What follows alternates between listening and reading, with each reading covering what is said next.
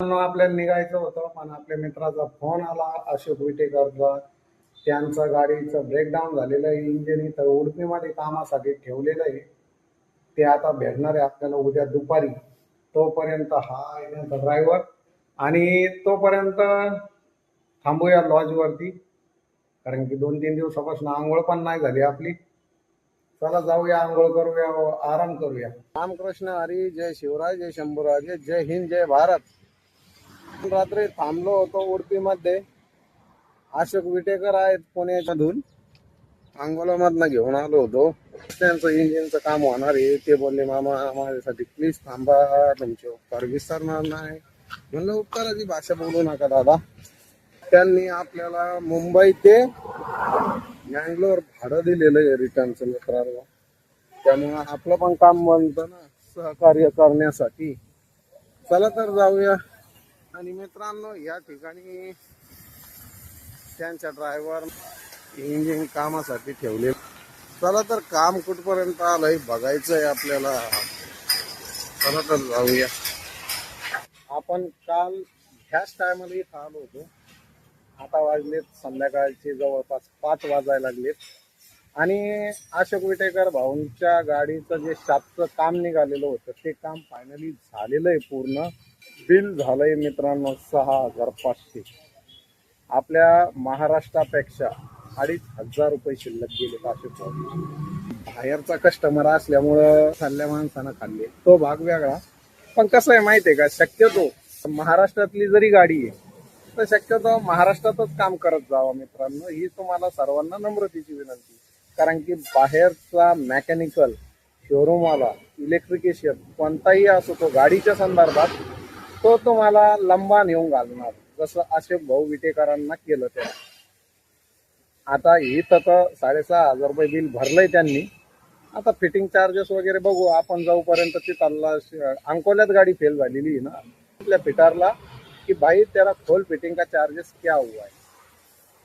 म्हणजे बघा किती महाग पडलंय अशोक भाऊ. 8 दिवसापासून गाडी एका जागेवर उभा आहे.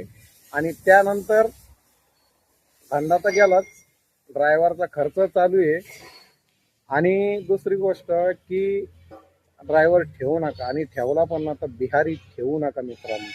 का ठेवू नका हे मी तुम्हाला प्रवासात गाडी चालवता सांगल. चला तर निघूया आपलं मुंबईसाठी. खूप वेळ झालाय मित्रांनो, जवळपास 24 तास व्हायला लागलेत आपल्याला. बघूया काय होतंय, काय बाचाबाची चालू आहे त्याची काय माहिती. हा आहे अशोक लेलंड बडा दोस्तचा इंजिनचा हेड. याचं शाफ्ट बेंड झाला होता, त्यामुळं सर्व काम केलं. अन्ना एक बताइए ना, नया नया चीज क्या डाला है आप? इसको गाइड बोलते हैं, इसको गाइड बोलते हैं, गाइड। हाँ हाँ। और तमसील बोलते हैं। तमसील कौन सा रहता? तमसील। तर मित्रांनो हे तमसील. आणि तुम्ही फिटरच्या हातात बघितला तो वाय सारखा काय, त्यांना काय सांगितलं माझ्या काय लक्षात नाही बसला. ये वाल ये खराब हुआ था क्या? बेंड है। बेंड किधर बेंड हुआ? वो दिखना चाहिए ना। ये वाला। हाँ सर्कल बेंड हुआ। वो मैं जानकारी के लिए नहीं पूछ रहा. हे हा पीस बेंड झालाय त्यांचं म्हणणं आहे. तर हा बेंड का झालाय? ज्यावेळेस तुमचा बेल्ट तुटतोय ना गाडीचा, त्यावेळेस हे बेंड होतंय. आणि ते काय बोलले माहितीये का, हे फिटर आहे आपल्या समोर बसलेले, तर ते काय बोलले माहितीये का, ते बेंड का झालं मी विचारलं त्यांना, तर ते म्हणे बेल्ट तुटल्यामुळं. आणि नशीब तुमचं का आणखीन गाडी एक 5-6 किलोमीटर जर चालवली असती ना, तर हा जो शाफ्ट आहे हा शाफ्ट सुद्धा खराब झाला असता. आणि त्याची किंमत आहे मित्रांनो 40,000 रुपये शाफ्टची. मग तुम्ही विचार करा, मग ठेवताय काय ड्रायव्हर बिहारी? ठेवा वाट लावून घ्यायची असेल ना स्वतःची, बिनधास्त ठेवा मित्रांनो ड्रायव्हर. सिंगल मोटर मालकाला नाही पुरत हो ड्रायव्हर.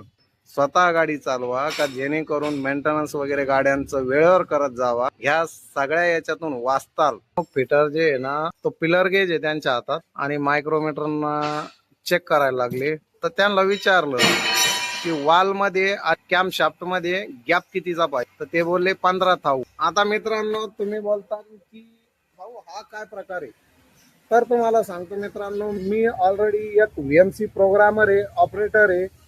VMC कधी ऐकलंय काय? Vertical numerical centre.